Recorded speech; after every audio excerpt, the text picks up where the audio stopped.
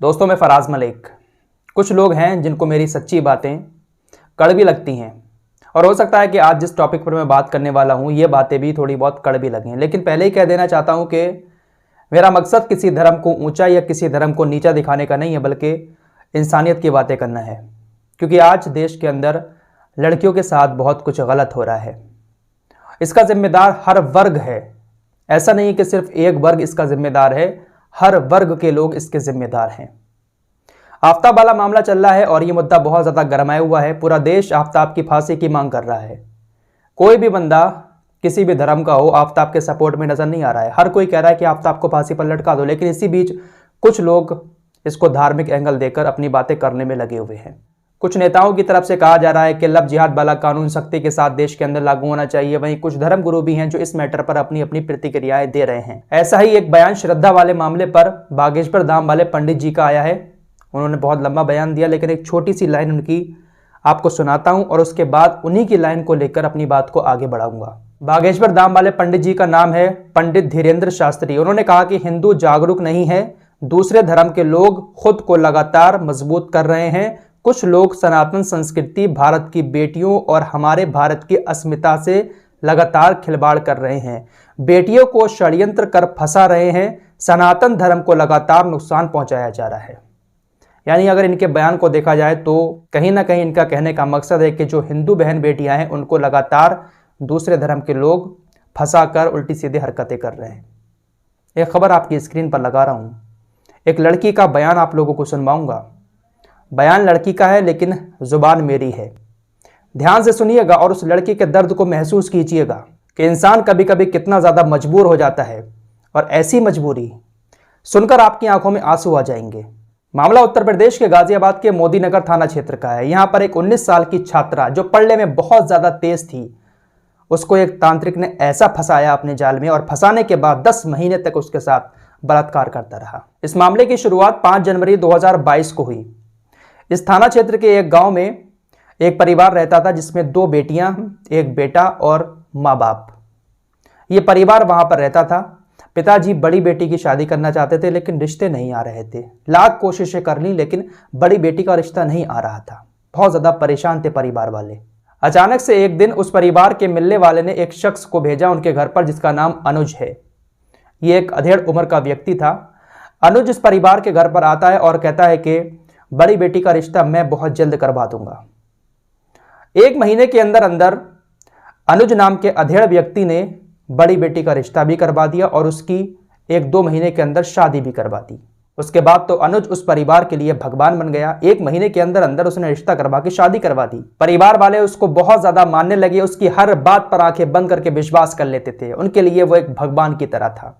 इसी बीच उस परिवार की छोटी बेटी जिसकी उम्र 19 साल है, बहुत तेज थी पढ़ने में, उसकी तबीयत खराब हो जाती है। छोटी बेटी की तबीयत ऐसे खराब हुई कि वो अजब गजब हरकतें करने लगी। उसको रात में कभी कुछ दिखाई देता, कभी कुछ। एक तरीके से कहा जाए तो उसके ऊपर कुछ हवा का साया हो गया था। इसी का फायदा अनुज ने उठाया।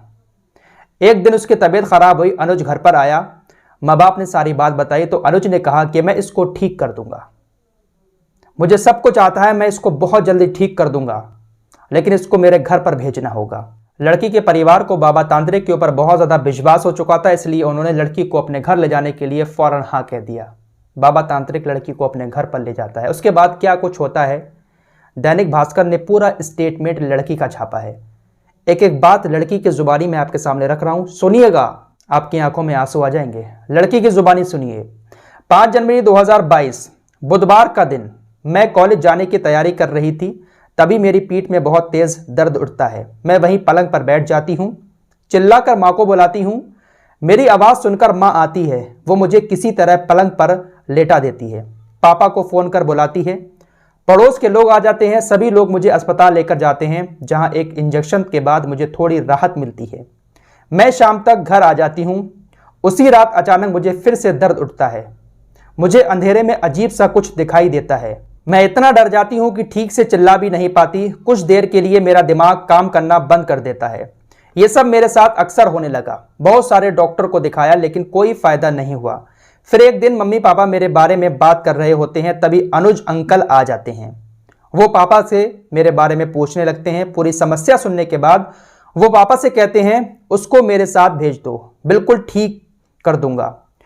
पापा मम्मी भी मान जाते हैं। दूसरे दिन वो घर आए और मुझे अपने साथ ले गए।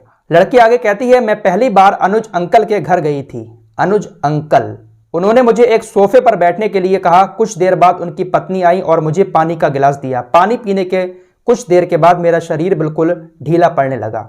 उसके बाद उनकी पत्नी मुझे एक काले कमरे में ले गई। वहां बहुत अंधेरा था, ठीक से दिख नहीं रहा था। आग की रोशनी में मुझे अनुज अंकल बिना कपड़ों के बैठे दिखे तो मैं डर गई। मैं वहां से जाने लगी तो उनकी पत्नी ने मुझसे कहा, डरो मत, ये सब तुम्हारे लिए ही तो हो रहा है। मुझे वहां बहुत डर लग रहा था। कुछ देर बाद उनकी पत्नी ने मुझे भी कपड़े उतारने के लिए कहा। जरा इस कहानी को ध्यान से सुनिएगा और फील करने की कोशिश कीजिएगा कि इंसान कभी कभी कितना मजबूर हो जाता है। लड़की कहती है कि मना करने के बाद भी जबरदस्ती मेरे कपड़े उतारकर एक काले रंग का झोला पहना दिया। उसके बाद अनुज अंकल मेरे पास बैठ गए। वहां उन्होंने मुझे एक गोली दी और कहा, यह पूजा बिना कपड़ों के ही की जाती है। यह पूजा बिना कपड़ों के की जाती है, तभी मैं ऐसे बैठा हूं। घबराओ मत, तुम ये गोली खा लो, तुम्हें आराम मिलने लगेगा। उनके कहने पर मैंने वो गोली खा ली। गोली खाने के बाद मैं वहीं पर लेट गई। मैं पूरी तरह से होश में नहीं थी। उसके बाद अनुज अंकल ने मेरे साथ बहुत गंदा काम किया। मैंने चिल्लाना चाहा तो मुंह में कपड़ा लगा दिया।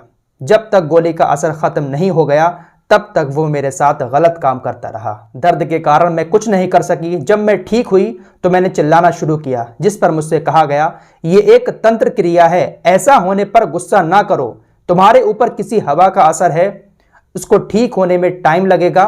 तुमको ऐसे ही मेरे साथ संबंध बनाने पड़ेंगे, तभी वो हवा तुम्हारे ऊपर से जाएगी।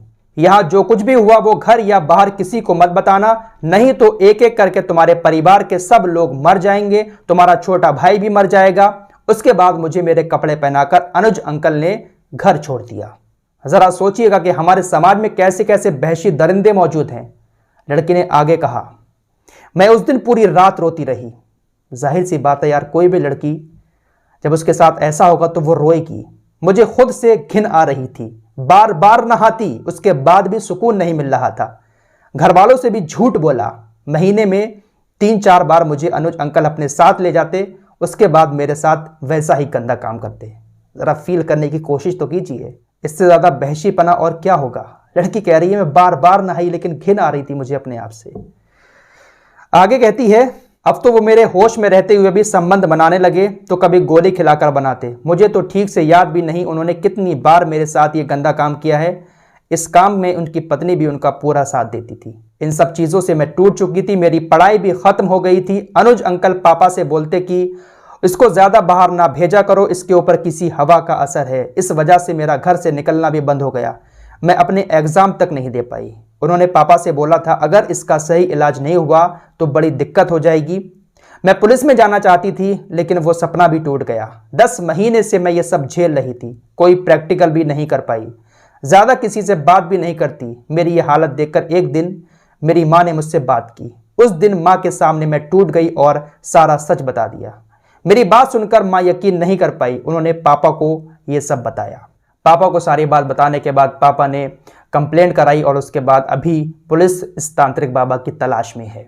पुलिस ने तांत्रिक बाबा के घर पर छापेमारी भी की लेकिन वहां पर पत्नी और तांत्रिक बाबा नहीं मिले, दोनों फरार हैं। तो जरा देखिएगा ये भी कितनी ज़्यादा दिल को झकझोर देने वाली घटना है। एक लड़की की पढ़ाई छूट गई, लड़की को अपने आप से घिन आ रही है। वो इसलिए मजबूर हो गई, इसलिए कुछ नहीं कहा क्योंकि उसको लग रहा था कि मेरा भाई मर जाएगा, मेरे पिताजी मर जाएंगे। क्योंकि ये तांत्रिक बाबा लोग जो होते हैं ये ऐसी पट्टी बढ़ाते हैं इंसान को कि इंसान पागल होता चला जाता है। तो ऐसे ऐसे वहशी दरिंदों का भी इलाज होना चाहिए। लेकिन जब कोई हमारे देश के अंदर कांड हो जाता है तो उसमें लोग धार्मिक एंगल निकालना शुरू कर देते हैं। कितनी दर्दनाक घटना है ये, जरा सोचिएगा, फील करिएगा। कितनी ज़्यादा मजबूर थी लड़की, उसके साथ क्या कुछ नहीं कर रहा था वो वहशी दरिंदा। फिलहाल इस रिपोर्ट में इतना ही। मिलते हैं एक और नई वीडियो के साथ, तब तक के लिए अपना ख्याल रखिए।